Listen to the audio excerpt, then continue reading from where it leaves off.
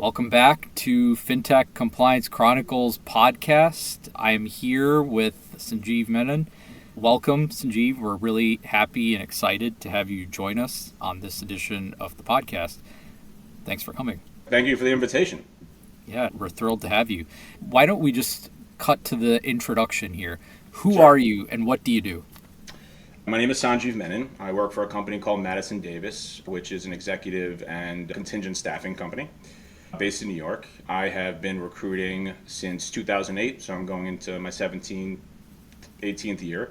My focus has been and still is recruiting in the AML, compliance, financial crimes, and risk, legal space, anything under that regulatory and legal umbrella within financial services. We do a little work outside of financial services, but if it includes payments of some sort, right? There's a platform that connects a buyer and a seller, we could work with them. But it's mostly financial services. Over the last 10 plus years, my book of business, my clientele has become more and more fintech oriented. It was a happy accident at first, and then I realized how much I love the space. Maybe saying the future is a little too cliche, but it's still the future of banking and financial services. I've become much more heavily involved in the fintech space in general, not just the financial crime space. We were talking earlier about me going to ACAMS next week, but we met at Fintech Meetup, which is for everybody in the fintech space. You mentioned ACAMS. So what other orgs are you affiliated with? You mentioned them, but I'd love to get an overview of some of the groups and organizations that you partner with, affiliated with, participate in, forums, etc. So I have been going to ACAMS conferences since about 2011. That's where I started to really enjoy conferences and meeting people and networking, because that is just half the battle for my business, but just half the battle when it comes to the job search. We'll get to that. And then around 2016, 2017, I've always loved to write, and I think we're always trying to add an extra dimension to our jobs to make us enjoy it more, to make it more exciting, more interesting. And I was like, hey, I bumped into the editor of ACAMS today at one of the ACAMS conferences, and her name's Kala, fantastic person. And I was like, hey, I would love to write for the organization. She was like, that's great, get in line. She was nice about it, but she was like, hey, yeah, proof's in the pudding. Send me 5 ideas. And I sent her 5 topics. And then I wrote about 2 of them, and she was like, you're in. And I think the first article that I wrote was about networking. And the second one was about transitioning from being an AML and compliance officer in the TradFi space to the fintech space. That was a topic that was very relevant for me at the time, and it still is. That led to me becoming the career guidance columnist at ACAMS, and then also part of the editorial committee at ACAMS today. I'm getting much more involved in not just the AML conferences, but fintech conferences in general. Other organizations at the moment. I just recently became a Forbes contributor for their leadership vertical. So I've been writing a lot about AML trends in the second Trump administration. I'll be contributing a lot of content to them as well, just about the recruitment space, leadership in general, career development, the job market. Great. And for the uninitiated who might be listening to this, ACAMS is Association of Certified Anti-Money Laundering Specialists, of which I'm also a proud member. So it's great to see you contributing to the community and boosting the profession. Speaking of trends, I'll highlight for the listeners, we did a poll prior to Sanjeev joining the show, which talked about getting an insight from our readers, from our subscribers, to the Fintech Compliance Chronicles newsletter about questions that they might have for Sanjeev. So one of the biggest questions from the audience was around specifically roles. So let's talk about that. What are the most in-demand compliance roles you're seeing in fintech right now? Or maybe just put more generally, what are, from your perspective, the biggest current trends in fintech and banking compliance hiring? My favorite question and my least favorite question, for the same reason. I've always considered myself, or at least I've gotten good at figuring out or reading the tea leaves, right, with every new administration. I don't think people realize this, or it makes people feel uncomfortable, but the compliance and regulatory space in the US is very heavily tied to who's in the White House. It's just fact. So I started doing this at the end of Bush second term. Then things changed with Obama for 2 terms, and Trump, and then Biden, now back to Trump. So I've been a recruiter over the course of different liberal and conservative White Houses. Well, the reason why I'm saying that is because this is the first time in my career that I'm almost apprehensive to say what the trends are. Because it seems like the rules are changing every day. And at 1 minute, AML and financial crimes prevention is apolitical. And then next thing you know, the current president's commuting the sentences of convicted money launderers, right? And I'm like, okay, so that's an interesting tone to set. CTA is put to the wayside, the domestic registration registrar is put to the wayside, and FCPA is being put to the wayside, the CFPB, that exists next week, we don't know. But I think about this every day, right, for the sake of my business. Banks understand that even though they might not need to enforce something right now or are confused about enforcing something right now, presidents come and go. So you can't roll something back and then expect you not to be punished for it, let's say in 4 years, if the White House goes a different way. Banks right now, they're rolling things back just because, we don't have to stay compliant. But in the TradFi space, what I'm seeing is a pause to figure out the next couple of years until the midterms come along. So it's hard to give specific trends based on what I'm seeing in the market. But what I've come to realize is that there's compliance, there's AML, and then there are existential risks. And if financial services firms are not exactly sure what their long-term strategy is going to be from a hiring perspective, what I do know is that they're all going to try to prevent fraud, because frauds are skyrocketed, it already has, both internally and customer fraud. And the other area is cyber. And we both know that 10, 15 years ago, there was a distinct line between cybersecurity and preventing money laundering and fraud and even compliance technology. Those lines are all blurred now, right? Like, I am a legal and compliance recruiter. I work more now with my tech recruiting practice area than I've ever had in the last 2 decades of my career. So even if there's going to be ups and downs in regards to the demand out there, whether it's going to be AML or OFAC, what I do know is that fraud is going to be in demand for the next 4 years. Cyber is going to be in demand for the next 4 years because everyone's going to be worrying about the bottom line and everyone's going to be worrying about reputational risk. On top of that, the next 2 to 4 years is going to be a renaissance for the crypto and the fintech space. I'm already starting to see foreign fintechs come into the US because they see a market that's going to be more open to them with less regulation and hoops to jump through. This is a very pro-crypto White House, right? So even though it's focused towards deregulation, every crypto company or any new company and any company that's in Series A or it's Coinbase or Gemini, they're still going to increase their staff because of the increase in volume. Fraud's up, cyber's up, and compliance and AML recruiting in the fintech/crypto space is up. We're talking about trends, maybe just more immediate trends in the last couple months. As I've highlighted in our newsletter, layoffs at regulatory bodies are becoming a very big thing now. And that doesn't exclude the financial services regulatory space. We had the CFPB, we had the FDIC as well, we've had the SEC. I believe some of the other bodies have also made or are going to make cuts. That you have the OCC examination departments being cut. Yes. To me, the big thing that comes out of this is that we have a bunch of folks with regulatory experience who are now essentially on or going to be on the job market. So how, from your perspective, have you seen a lot of that volume start to hit your portfolio, your Rolodex of folks who are ex-regulator, ex-CFPB, ex-FDIC, etc.? We won't necessarily say maybe that's a trend, but it's a current event. So how is your approach changing just given this influx of regulatory talent coming into the pool? And if I'm not a regulator, I don't have a regulatory background, but I'm in the job market, what do I need to do to stay competitive with folks who clearly, from one perspective, could be looked at as, hey, this person has an edge? Because if I'm trying to get ahead on compliance, somebody like this can tell me, how do I stay out of trouble? You know, because you're on the inside, so come on down, right? So talk a little bit about this phenomenon. It's a great question. I've been in the weeds when it's come to this particular phenomenon. It's a good word for it. Since February, Doge went on a tear. So one of the next articles that I'm going to be writing for Forbes is about something called psychological safety, which is an idea that I think I've always understood, intellectually, right? But I never heard the term before.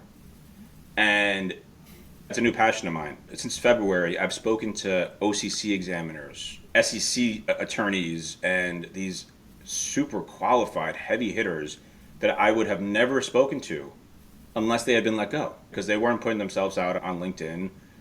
They're the folks that are recruited heavily. So they came to me because one day they showed up to the office and their security badge didn't work.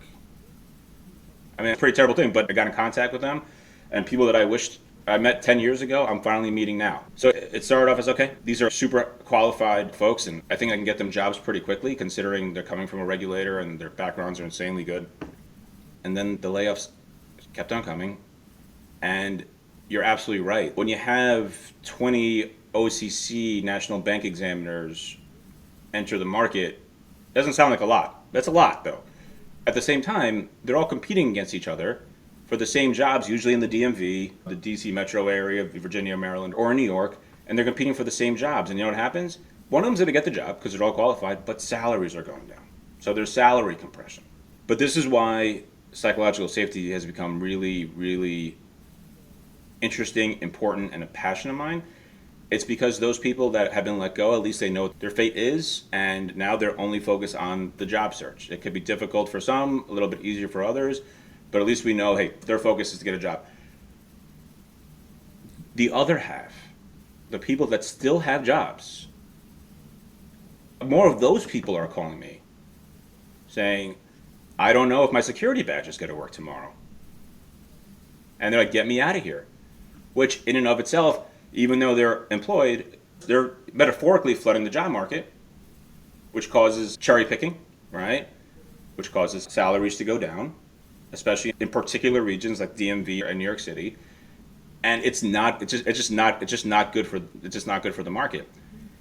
I want to be very clear. This is a disclaimer. I am very, very honest and transparent. So what I'm about to say is going to have a negative tone. It's not pessimism though.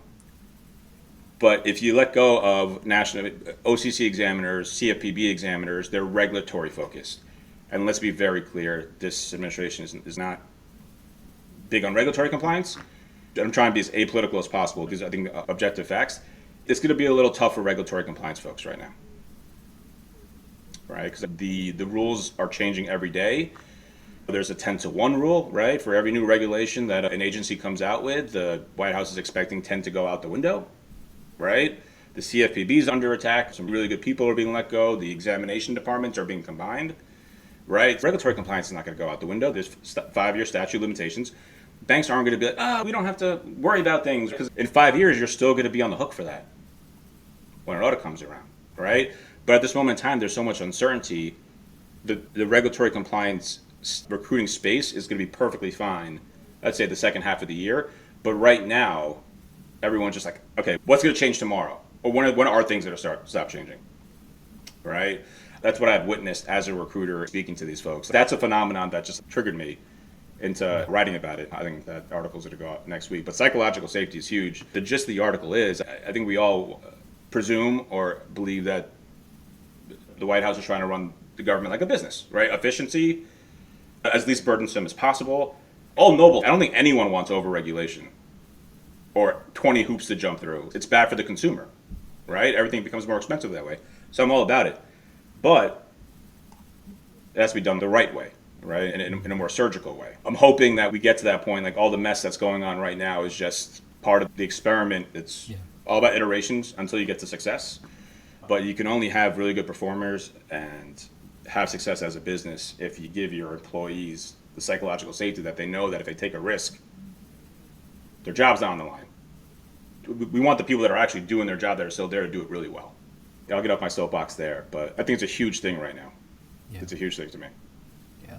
And you talk about tomorrow. One of the other questions from our community was around automation and AI in the recruitment process, specifically for compliance. So if you can, demystify that for us a little bit. What are you seeing internally in your own experience, but also in the market, on how AI and automation has transformed or is transforming the recruitment and job search and career development process for people who are trying to advance their careers, trying to look for new opportunities, etc. Because clearly something has changed.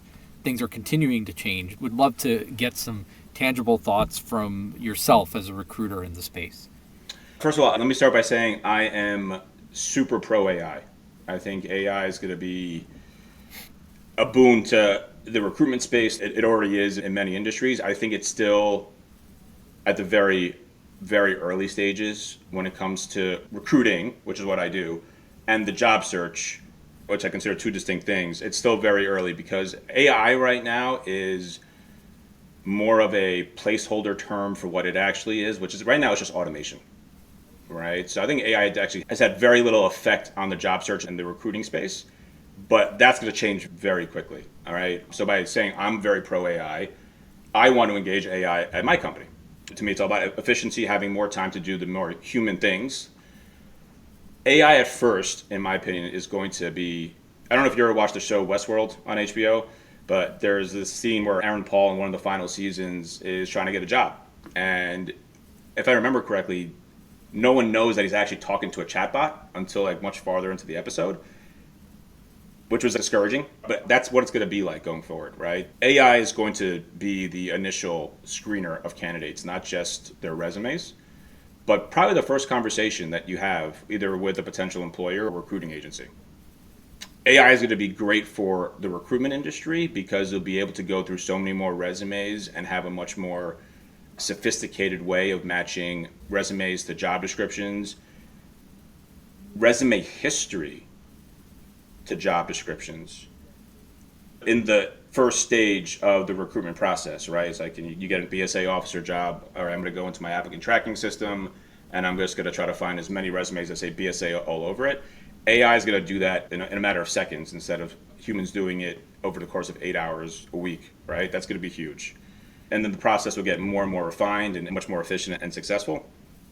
I see in the short term AI tools having a really strong impact, especially for the recruiting space, and eventually the candidates that are looking, is not only matching skill sets, but matching career trajectory, which is a lot more nuanced and sophisticated. So you have someone that is more of a career consultant that's jumping from one project to the next project to the next project, and then they start interviewing. They realize, I want a full-time job. I want one client instead of many clients. A human most likely would say, I'm not going to call this person because my client wants someone that has shown longevity. A career consultant has every right to become a BSA officer or a chief compliance officer like anybody else, right? I actually believe eventually AI would be able to say, okay, this person can be a BSA officer because they did this at X bank and then they spent a little longer at Y bank and then they worked at a Fintech, and the job that they're applying to is the deputy BSA officer at MasterCard, right, which is TradFi and payments and Fintech combined. And I think a lot of human recruiters, whether they have 20 years of experience or 2 days of experience, are going to be like, I'm only looking for someone coming out of Visa.